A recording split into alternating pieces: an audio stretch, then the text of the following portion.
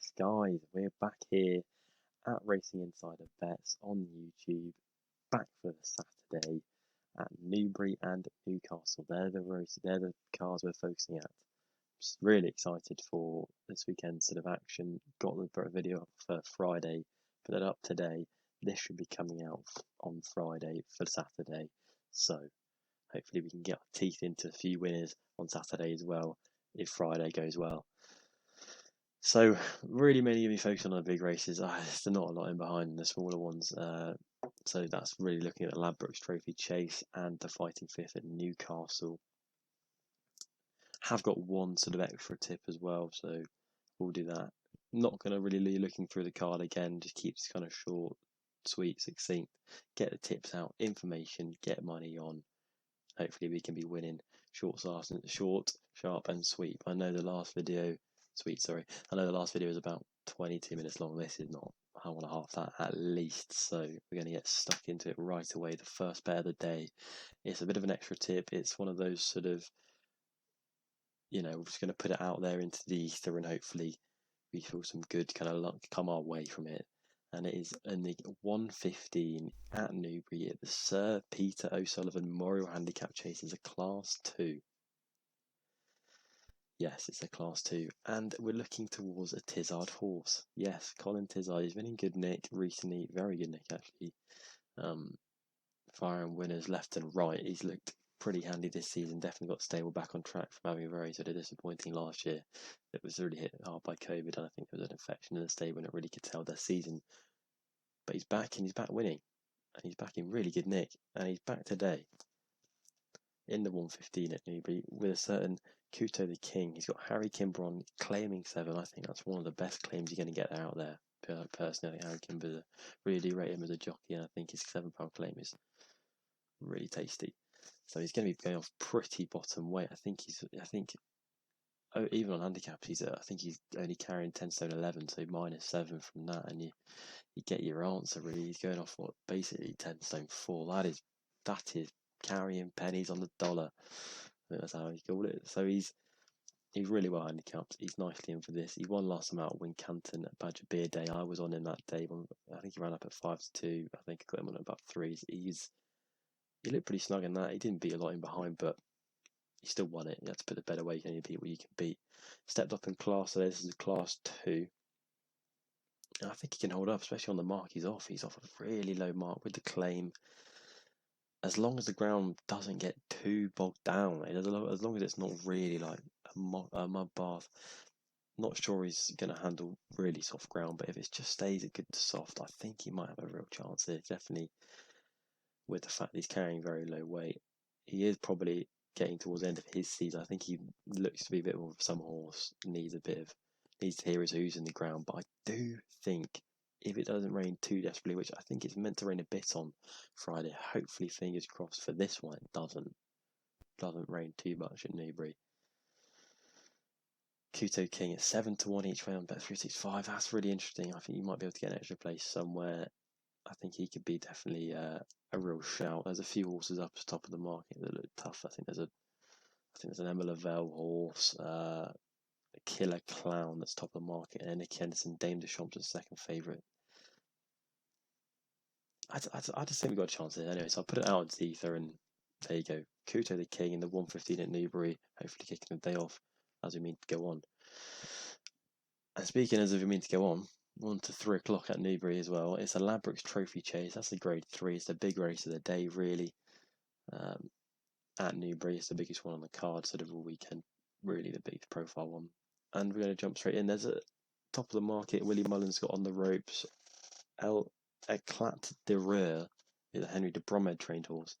They're sort of vying for favouritism at the moment. They look decent. They could really show up, and as we all know, the Irish horses do seem to outperforming the English. Irish Raiders do have a lot of success, so we'll see. But I'm going to take him on. And I normally do pick Irish Raiders, but I'm going to take him on this time. And there's another Colin Tizzard horse, Fiddlerontheroof. This time Brendan Powell's on board. I just think there's some value here. I think 6-1 each way with extra places. Looking at for the Paddy Power and Sky Bear, there are going to be a few places up for grabs. I think Fiddlerontheroof could really give us a run for the money. Let's say he won last time out, reappearance at Carlisle, beating Pay the Piper, who ran up in the Betfair Chase. I mean, he was put to bed in the Betfair Chase, but he still ran. I think he came third. It wasn't disgraceful. I mean, for him, it wasn't disgraceful. As I said, the yard is in really good nick. This combo of Brendan Powell and Colin Tizard is really popping off recently, and I think he's just got a good chance. He's placed in every race he's ran over hurdles. Given he's run in a few short, very small fields, but he's run up behind Next Destination, I think, last year at Warwick. He only was out by 1.5 lengths. Next Destination is a proper horse. Only down 6.5 lengths to Monkfish at Cheltenham, I'm pretty sure. So he's got a bit about him, and I think you never know. I think he's worth a little go, especially at sort of 6, hopefully maybe even 7 to 1. If there's a bit more money to the top of the market, he might drift out. I'm going to go for another one as well, though, and I might just put it out there just because he's a bit of a bigger price. And Cloth Cap is 12 to 1 each way. Won this last year, so he got C&D form, really important. He pissed it up last year. 10 lengths, I think, where the margin was. He didn't beat a whole lot, but 10 lengths is pretty impressive, and he looked very comfortable. And he almost looks to be lined up for this kind of race because he wasn't really heavily campaigned last night. He tried to go for the national, got pulled up, and and I think he only ran one more of at Kelso, and he won that. And I just think he's got a good chance here. I think he's last time he has a run in him at Cheltenham, ran really well, jumped really nicely, ran up 4th. It wasn't like a beating down 4th. He was close. He was pretty. He was in there. He had a good little race on his reappearance off top weight, and he's been knocked down £4 as a handicapper for that. And I think that could really set him up. So at a bit of a value price, 12 to 1, just he's going to try and defend this crown. Going off 12 to 1 is pretty steep. So we'll see. Hopefully that's another one. You never know. I was giving you 2 there, just for a bit of variety, a bit of options. It's quite a big field, so I thought I'd put it out there and see. And yes, now let's get to the business end. And the main race of the day, the only Grade 1 in the UK on the day, is the Fighting Fifth Hurdle over the 3:15 at Newcastle, over 2 miles. Nap of the day. Boom, boom, boom. Here we go. Just happens to be last on the video again. I don't set it up, I promise you I don't. I don't do it to keep you watching. It's just how it goes, I promise. Nap is Monmiral. I think he's got Epatante in the bag. As long as he handles the ground, it's meant to be good ground at Newcastle. Who'd have thought that this time of the year? Hopefully, if it eases up, he's more than capable. Hopefully, he can show he's even more capable over good ground. He's won a heavy soft and a good soft, so maybe a bit of rain. Fingers crossed, get to do a little rain dance. But I still think he's going to get it, even if he doesn't necessarily get his ground. I think he is a top class horse. Already has a Grade 1 juvenile hurdle at Aintree under his bag. That was last time out. Beat Adagio. Adagio's franked that form in the Greatwood. And the only time he's ever kind of run off a break, he's won. So he came over from France to the Paul Nicholls yard, and he won. I think it was almost a year off. He won that pretty tidily on his first sort of time out for the new yard.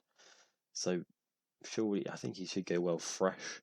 He also won a Grade 2 the Summit Juvenile at Doncaster, and he also beat Nazalam in one of his attempts. He's 5 from 5. I think he's just going for 6 from 6. I think he can get the job done here for us.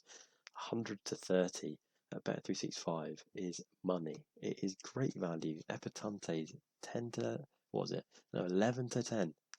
That's short. That's very short in my opinion. She's a good little mare, but I think Monmiral could have a beating of her. He's very unexposed, and I think there's going to be more to come.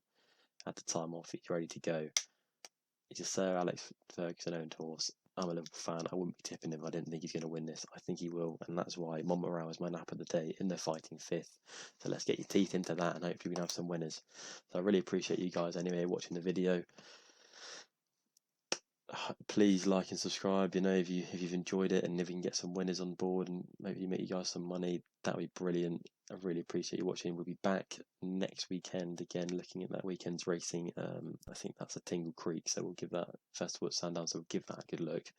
Really appreciate it, guys. I've kept it under 10 minutes. Anyway, yeah, I really appreciate you guys watching, and yeah, thank you. See you next time. Let's hope we get some winners. Come on, Monmiral.